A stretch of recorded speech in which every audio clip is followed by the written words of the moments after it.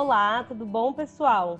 Eu estou hoje aqui com a Lourdes Balieiro, minha tia-prima, que felizmente topou dar uma entrevista aqui para o nosso canal, para contar um pouco da experiência dela, né? A Lourdes, ela é diagnosticada com transtorno bipolar e há muitos anos vem lutando aí e hoje, felizmente, tem uma vida bastante estável e ela vai compartilhar um pouco dessa trajetória hoje aqui com a gente.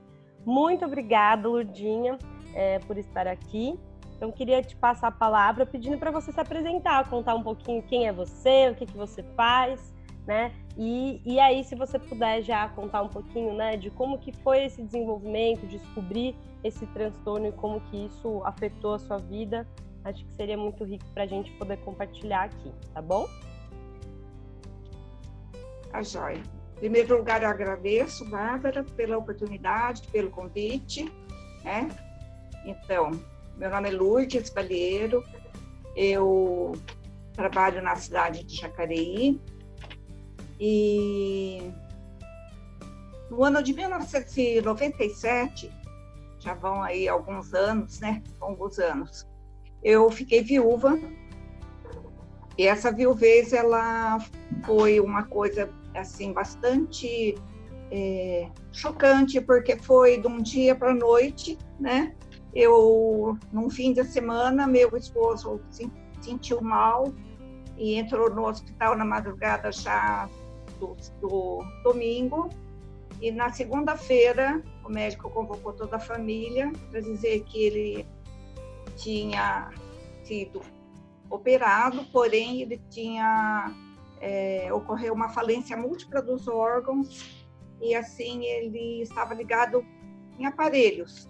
Realmente ele ali já não tinha mais a vida.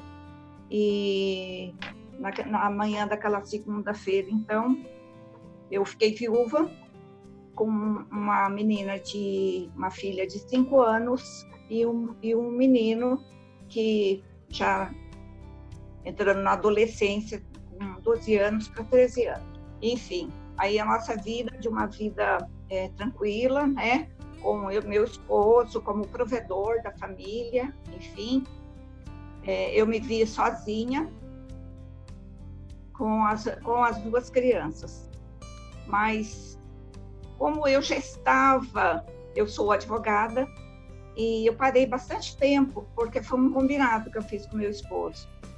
Quando nós tivemos o primeiro filho, ele falou meio que brincando, falou, bom, agora você fica uns 10 anos sem trabalhar, e eu trabalho, e depois, daqui a 10 anos a gente conversa, e enfim, foi esse o combinado. Mas, e assim eu levei aquele susto, foi um baque grande realmente, né?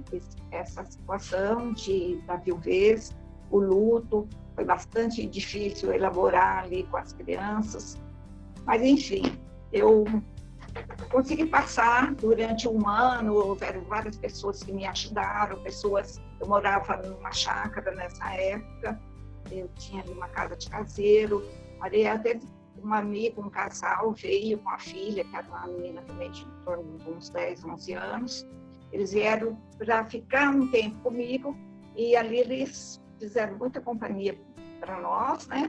E me propiciou de continuar lá no escritório. E foi nisso que eu consegui, no mês de agosto, do ano seguinte à morte do meu esposo, ele faleceu no mês de setembro, no próximo mês, já completaria, então, um ano do falecimento dele.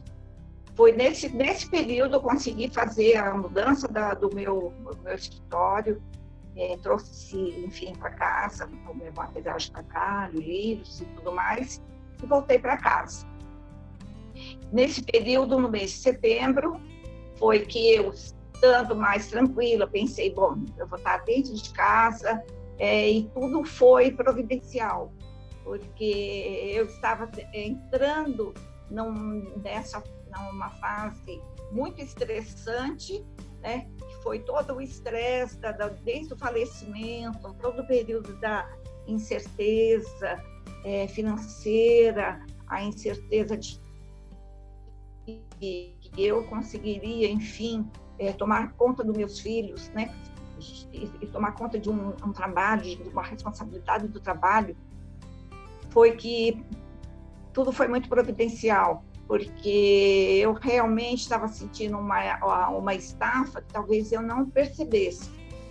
Então, foi nesse mês de setembro que eu tive esse surto, na verdade, porque foram alguns dias onde eu já não me sentia bem, mas, ao mesmo tempo, na tranquilidade de que não estava mais com aquela alta responsabilidade do escritório, mas que estava, enfim, em casa, próximo às crianças. E eu tive um passeio no feriado de 7 de setembro, e foi nessa data que aconteceu o surto. Eu estava passando esse feriado com a minha filha, com uma das minhas enteadas, e esse surto, para mim, foi, depois do falecimento do meu esposo, a situação mais marcante. Foi muito marcante, as consequências, enfim, todo o entendimento do que foi esse surto, ele vem até os dias de hoje, né, na minha vida.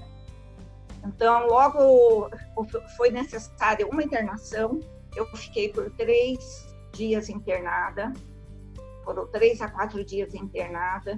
Ali eu recebi uma alta forçada, porque realmente não era tipo um pronto-socorro psiquiátrico que existe na cidade de São José dos Campos, mas ali eu fui atendida, medicada, e retornei para minha casa e para retomar a minha vida junto com as crianças e com aquela responsabilidade já mais atenuada, né, por estar mais próximo a eles.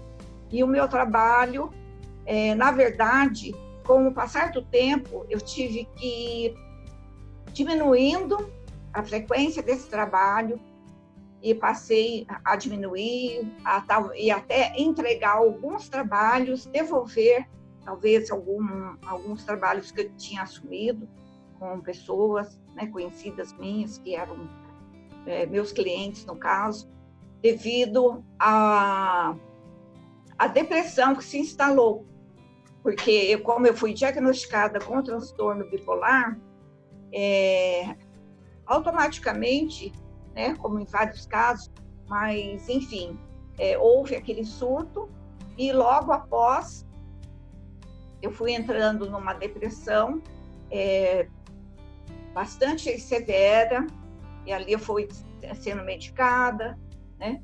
Essa família, enfim, veio para minha casa, tomou conta das crianças, começou a me amparar, alguns familiares também, e com o tempo as coisas foram se desenvolvendo, né?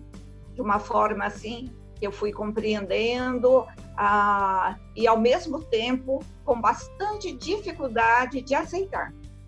Não só a questão do surto em si, daquela parte do lado da mania, né, do transtorno bipolar, mas principalmente a depressão, porque a depressão foi uma questão paralisante mesmo na minha vida, bastante difícil, porque, na verdade, a questão da doença psiquiátrica, principalmente o transtorno bipolar, não era novidade para mim. Ele não era. Ao contrário, eu pertenço a uma família que, pela parte da minha mãe, então a família materna, eu tive uma avó ela veio a falecer no ano de 1984, foi o ano que nasceu meu primeiro filho. Hoje ele vai completar 36 anos esse ano, e ela sofreu bastante com essa situação, e nós, em consequência também dos diversos surtos que ela tinha ao decorrer da vida, que ela teve ao decorrer da vida, havia muito conflito familiar, né? Porque ela era a sogra que muitas vezes vinha e mudava até o jeito da família, enfim, educar aquela criança ou alimentar aquela criança, não só pela personalidade dela, mas muitas vezes porque ela estava em surto e trazia bastante conflito, né? dentro da família. Trazia bastante conflito na casa, então, da minha mãe, na casa das minhas tias, porque minha mãe elas eram 4 irmãs e um irmão mais velho, então era uma situação, mas era muito desconhecimento, na verdade, né? Naquele tempo que a gente era criança, nós víamos aquela situação ocorrendo, esses conflitos familiares constantes, e então a gente sofria bastante por isso. Mas, ao mesmo tempo, era uma ligação bastante forte, né? Porque ela foi a avó que nós conhecemos, né? Os demais avós faleceram quando nós éramos ainda muito crianças. Então, a gente ainda tinha bastante relacionamento com ela. E traz ainda também, com certeza até hoje, muita recordação, né, dessa avó. Mas o conhecimento naquela época era pouquíssimo. Ao contrário, tinha-se um preconceito, né? Era assim, uma questão de se falar muito pouco. Ah, cadê a avó? A gente quer passear na casa da avó. Ah, não, a avó não estava, a avó foi internada. Mas onde que ela foi internada? Quero visitar a vovó. Não pode visitar a vovó. Então, ela foi, por algumas vezes, internada no Hospital do Chuquiri, que é um hospital bem conhecido, né? E nós morávamos no interior, enfim, nessa época, né? E quando a gente, ainda até uns 10 anos, nós morávamos em São Paulo. Quando meu pai foi para a reserva, que ele trabalhou na Polícia Militar, ele trabalhou 25 anos, ele trabalhava em farmácia, ele era farmacêutico, embora ele sendo um farmacêutico, né, nunca a gente, enquanto criança, teve essa noção real, né, do que era essa questão da doença da vovó, né, o que é que ela tinha, que por vezes a gente não podia estar com ela, a gente não podia passear na casa dela. Né, a gente colocar nossa vulnerabilidade é sempre muito difícil, então muito obrigada por se expor e trazer aqui para a gente com tanto detalhe como foi todo esse processo, né, do seu primeiro surto, como você chamou, e por contar também sobre outros familiares seus. E aí eu fiquei aqui querendo saber um pouquinho melhor, né, sobre a sua avó. E aí você era criança na época, mas não sei se você consegue compartilhar com a gente. Você conseguia entender como que era a doença, né? O que era o transtorno bipolar como que ele era compreendido? Quais que eram os sintomas, se você tem alguma lembrança sobre isso? Nós já tínhamos sofrido uma vida inteira, né? Mal compreendendo na infância, por conta de ter pouco conhecimento, mas com o passar do tempo, dessa infância, entrando na adolescência, nós fomos compreendendo, eu especialmente também, o que era esse transtorno, porque a minha mãe também foi diagnosticada com o transtorno, e ela foi internada muitíssimas vezes. Passou de 15 vezes que ela foi internada. Então, ela, na verdade, ela tinha a ciclagem do estado eufórico, a mania, para o estado depressivo. Então, as recordações que a gente tem da infância, que eu tenho da infância, é de ver a minha mãe bastante comprometida com a depressão, sem se alimentar. Ela tinha que ser alimentada por nós, muitas vezes. Ela tinha que ser banhada por nós, ela não conseguia tomar o seu banho cotidiano. Enfim, ela não conversava, ela não conseguia interagir conosco, né? Então, nós tivemos uma infância bastante difícil, né? A minha avó morando no interior, a gente sabendo que alguma coisa diferente acontecia, e depois começamos a entender o que acontecia com a minha avó, porquanto a minha mãe começou a adoecer e ficava mais patente para nós que era, enfim, algo muito semelhante. Então, meu pai trabalhando direto, por vezes, enquanto recordo ainda quando a gente era bem mais criança, precisava ter alguém para nos ajudar em casa.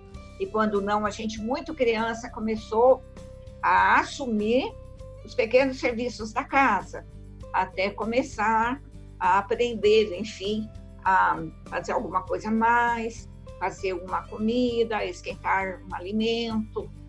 Nós morávamos em Vila Militar, então facilitava, porque a escola era muito próxima.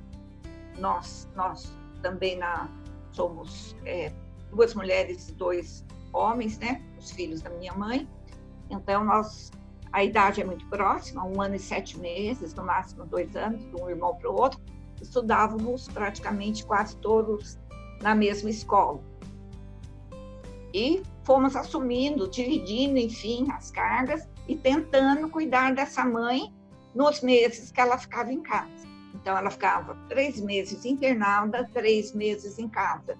Mas muitas vezes, me recordo que mesmo estando em casa com a doença, vamos dizer, estabilizada e sendo medicada até por nós mesmos, que eu me recordo que era bem difícil a prescrição era meio comprimido disso, 1/4 do comprimido tal, 10 gotas do remédio tal, medicação pela manhã, à tarde e à noite, a prescrição por vezes diferente, e a gente prestava muita atenção, né, para poder medicá-la, e mesmo sendo criança. E a gente tinha um peso maior, porque o pai era farmacêutico, então a gente tinha bastante atenção e também aquele comprometimento de que era nossa responsabilidade, né, vigiar essa medicação e acompanhar para que ela ficasse bem. Mas a luta foi grande. Voltando a esse ano de 1984, né, veio o falecimento da minha avó. Ela acabou indo morar, né, na casa de uma outra tia minha. E aí ela teve a notícia que a gente tinha sempre, nós tínhamos contato, de que ela também, graças a Deus, ela teve bastante suporte, e ali ela cuidou melhor da sua saúde como um todo e teve uma sobrevida de toda essa situação difícil que foi esse descontrole, enfim, da doença que teve por vezes na nossa infância. E a minha mãe também, por sua vez, nesse mesmo ano, foi o último ano que ela fez uma internação, porque ela encontrou uma nova medicação, o que eu me recordo, que foi no ano de 1984, que a gente conheceu o lítio. E ela foi medicada pela doutora Nelise Urbana Vícios. Ela é muito cara para a nossa família, inclusive ela é médica de uma das minhas sobrinhas ainda, trabalha aqui em São José dos Campos, e assim essa medicação veio trazendo essa grande melhora, com certeza.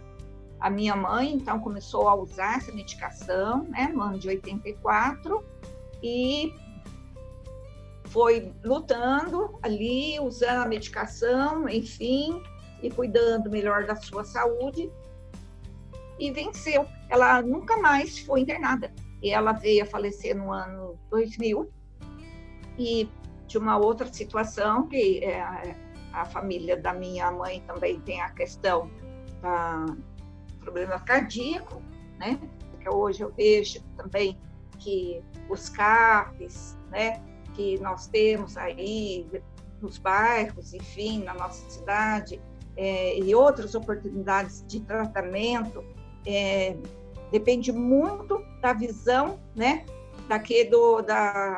do cidadão, então, que se informa, né, e que que se submete, enfim, a usar, né, esses equipamentos, essas oportunidades, né, tanto para um tratamento psiquiátrico, tanto para voltar para uma escola, para retornar, né, tentar, enfim, se adequar, né, ao que temos, né, para que a gente possa, então, evoluir e se cuidar e poder cuidar também e participar.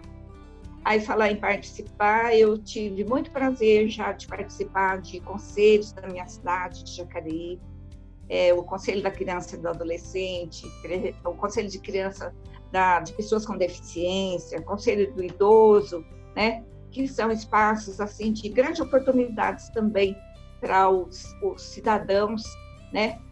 Enfim, buscarem seus direitos, né? Serem acolhidos e serem direcionados para que eles possam usar, né? Do que é público, usar do que existe nas cidades, para que as suas questões também possam ser resolvidas. Então, eu sempre confiei bastante, busquei muita ajuda. Minha filha fez fonoaudióloga, a minha filha fez terapia ocupacional, enfim, tudo isso no serviço público, né? E foi tudo muito importante. E hoje também surgiu uma oportunidade no serviço público para mim, na minha cidade. Fiz um concurso público, estou há 7 anos como servidora pública, e vejo também que dentro, né, de um RH, né, de um serviço público, que hoje deve ter em torno de 4, 5 mil servidores, é muito importante também ter uma assistência, né, para aqueles servidores naqueles espaços, tanto na questão da saúde mental, como na saúde ocupacional, né, a medicina do trabalho, acompanhando, enfim, esses servidores, e eles, por estarem servidores naquele tempo, ainda usufruírem dessa oportunidade, desses encaminhamentos que são dados, né, nesses locais. Então, essa é a minha experiência. Hoje... Pode falar. Hoje eu vejo assim ainda que, por tudo que eu passei, que nós passamos, enfim, nós temos ainda a oportunidade de poder servir, né? De poder, por conhecer esses espaços e conhecer os equipamentos para a saúde, enfim, poder orientar pessoas, poder, enfim, estar dentro dos espaços de conselhos, ser um conselheiro, para poder levar uma informação, né, mais precisa, para que a pessoa, o cidadão tenha, enfim, faça adesão ao caminho de um tratamento, né, que esses tratamentos sejam cada vez melhores, enfim, porque a gente sabe que muitas vezes uma prefeitura não dá conta de ter todos esses equipamentos funcionando com precisão, mas, porém, se a gente buscar os caminhos e fizer uma rede forte, né, que possa, enfim, fiscalizar os serviços, e a tendência é só melhorar, né? E lá na frente, né, nós somos todos responsáveis, nós somos cidadãos, nós votamos, então a gente pensar realmente nessa consciência, né, de que a gente coletivamente está construindo um mundo melhor para todos, porque quando a gente pensa que existem pessoas em situação de privilégio, que às vezes isso aconteceu comigo, de ter talvez um mundinho pequeno, né? Esse mundinho pequeno ele explodiu, e foi bom porque ele explodiu, e quando ele explodiu, no final das contas, tive uma visão maior, né?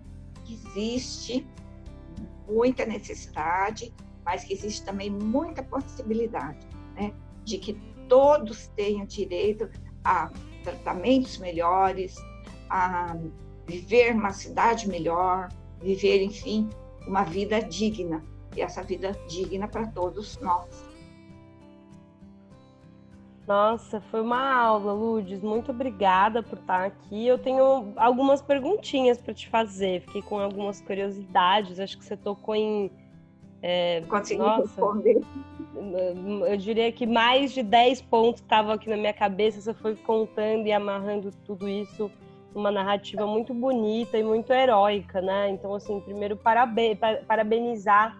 Eu lá no início falei, agradeci, parabenizei pela coragem de estar aqui se expondo, mas também pela coragem de enfrentar tudo que você vem enfrentando, né, nesses últimos anos.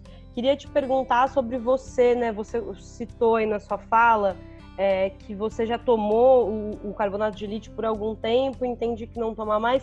Queria te perguntar como que foi essa busca de estabilidade, né? De você ter tido alguns picos de euforia, de mania e picos depressivos e ter encontrado um período de maior estabilidade, de realocação profissional, de estar vivendo uma vida um pouco mais, né, confortável nesse sentido.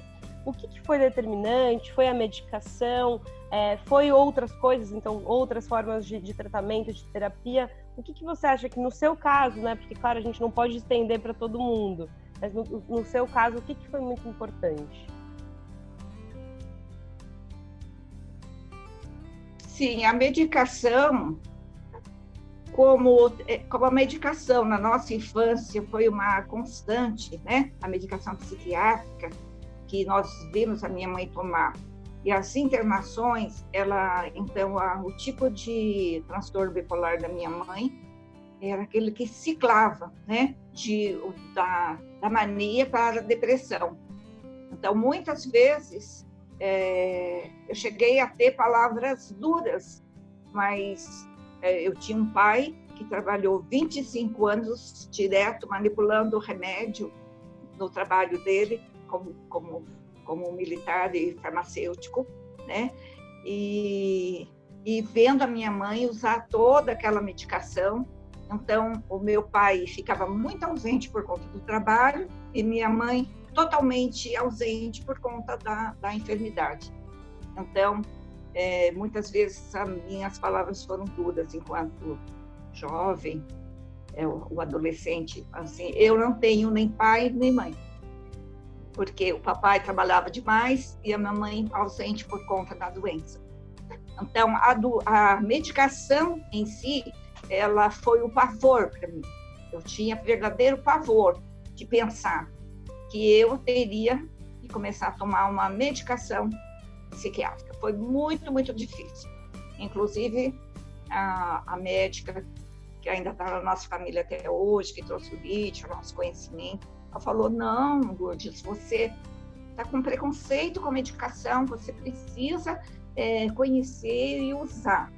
Enfim, usei, mas com muito preconceito, com muito rancor da vida, de pensar assim, poxa, agora eu também vou ter que usar isso. Como eu falei para você, eu gosto de ler bastante. Aí, lendo que a doença ela pode ter o tempo de remissão dela, né? Que ela estabiliza por si só e muitas... Então, vamos dizer, como diria no NA, no AA, nos alcoólatras anônimos, narcóticos, neuróticos, é só por hoje. Então, eu comecei a sentir melhora, não só com a medicação, mas o tempo também, né? O tempo foi passando, começava a vir alguma esperança e também vendo meus filhos crescerem, e eu precisava buscar para eles, precisava, enfim, cuidar, né, deles melhor, e tomei atitudes difíceis também, né? Porque na evasão escolar, as pessoas poderiam dizer, nossa, agora essa pessoa, né, que não está tendo nem noção dela, nem de cuidar da própria vida, não está conseguindo cuidar dessas crianças, né? Não está escolarizando, enfim. Mas enfrentei diretor de escola, me coloquei e, graças a Deus, as coisas deram certo. Mas o que foi muito determinante para mim foi a questão de usar esse tempo de remissão, né? De que eu me sentia estável e que eu tinha que me colocar e assumir essa responsabilidade. Então, eu assumi essas responsabilidades, né? E a principal responsabilidade também era de dizer, para alguém, né, da minha família, do meu convívio próximo, não estou bem, eu preciso retomar a medicação. Então, eu fui usando desses momentos para buscar, para mim, mais conhecimento a respeito da minha própria doença e a respeito do que eu poderia, enfim, né, fazer com relação aos meus filhos, as decisões que eu tinha que tomar para poder tocar a minha vida para frente. Então, isso foi determinante para mim, que eu tenho, embora tendo o diagnóstico, sou, sim, uma cidadã que tem os meus direitos e tem que ter os meus direitos preservados, né? As minhas atitudes e a minha responsabilidade civil preservada. E nisso eu queria me fortalecer para poder ser a voz do meu filho, que também decidiu parar e estudar por conta própria. E também cuidar da minha filha, que teria uma outra necessidade, talvez ainda pela própria idade, né? Uma idade menor ainda, criança, mas, enfim, buscando os espaços, e os espaços que eu busquei, eu encontrei, e também foram muito enriquecedores para mim, porque ali eu também partilhava com mães que tinham N necessidades, não de ordem só psiquiátrica, com outras questões, com deficiências físicas, a questão financeira, que é bastante grave, né? Que ela agrava todas as demais, enfim, e comecei a ter força para buscar e aprender aonde buscar e pensar e ter essa certeza que a minha individualidade e o direito de eu decidir a minha vida, de como seria, enfim, a condução da minha família, era minha, totalmente minha. E até palavra em contrário, né? Eu, como chefe de família, eu assumi toda essa situação. E comecei a achar espaços e outras chefes de família, muitíssimas. Todas elas, né, muito mais valentes do que eu. Aprendi muito com elas. Legal. Obrigada novamente, Lourdes. Para a gente finalizar, queria te fazer uma pergunta, até mudando um pouquinho o seu lugar, né? Ao longo aqui da sua história, você falou tanto do lugar de alguém que recebeu esse diagnóstico, da luta que foi, né, enquanto mãe, sofrendo com o luto de ter perdido o esposo, né, 2 filhos pequenos e todos os desafios que veio, mas colocando você agora naquela outra posição que você contou ao longo da sua vida, tendo o diagnóstico da sua mãe, da sua avó. E aí a pergunta é, que dica que você daria, que conselho que você poderia dar para alguém que está aqui nos assistindo no canal, né, que tem alguém em casa que sofre de transtorno bipolar? Como que esse familiar ele pode buscar acolhimento, ele pode ficar bem consigo mesmo, porque não é fácil ser familiar de alguém com um transtorno bipolar. Então, eu queria te pedir essa última dica ou conselho para essas pessoas. Sim. Esquecer um pouco do diagnóstico e pensar no prognóstico, né? Bom, temos um diagnóstico. E o que vai ser agora? Vai ser que essa pessoa, ela tem mais uma causa para cuidar, né? Mais uma coisa para conhecer. Essa família tem algo a mais para buscar. Vamos buscar o conhecimento, o que realmente é a doença, né? Conhecer, e hoje nós temos, né, a internet, meios maravilhosos para que essa busca seja até mais eficaz e mais rápida. Conhecer, né, e o respeito, né? Respeitar esse paciente. Então, ele vai ser um paciente a vida toda. Só que ele não é um paciente, né? Ele é, muitas vezes, impaciente, né? Então, respeitar esse ser humano, né? Respeitar esse ser humano na sua qualidade de pessoa, enfim, de alguém que pode, sim, ainda trabalhar muito, render muito e trazer muito ainda, agregar muito a essa família a qual ele pertence. não discriminá-lo, né? Não a discriminação, a estigmatização, e nem se entristecer, porque quantos têm câncer, casos, né, de geração em geração, outros têm situações de enfermidades tremendamente difíceis de serem lidadas, e ao contrário, recebem muito carinho, né? A família toda se envolve e consegue, enfim, levar esse ente querido, né, como realmente uma pessoa que seja querida, né? Então, eu acho que é isso que move muito. O amor, o carinho, o respeito, e para isso precisa ter um conhecimento anterior, né? Para que seja esse carinho e esse respeito, ele seja realmente transparente, seja verdadeiro. É isso. Legal, Lourdes.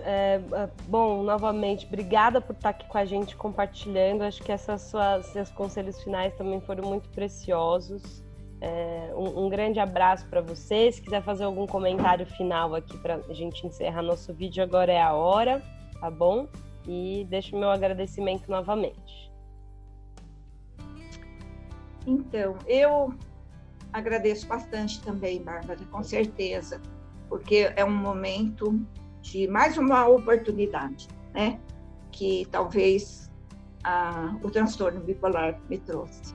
Se eu não tivesse diagnosticada com transtorno bipolar, talvez não sei qual seria a oportunidade de eu dar um depoimento, né?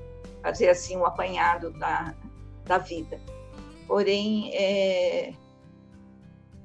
eu sou muito agradecida e todas as vezes que posso, dou esse testemunho com as pessoas que eu conheço, que eu vou passar a conhecer naquele momento. E é muito bom, né? A gente pensar que as dificuldades, elas não vêm para nos derrubar, né? Elas vêm para nos fortalecer, né? E nos fortalecendo, a gente pode, né, transbordar, passar para o nosso próximo. Então é isso. Muito obrigada. Muito obrigada. Um abraço. Tchau, tchau. Tchau.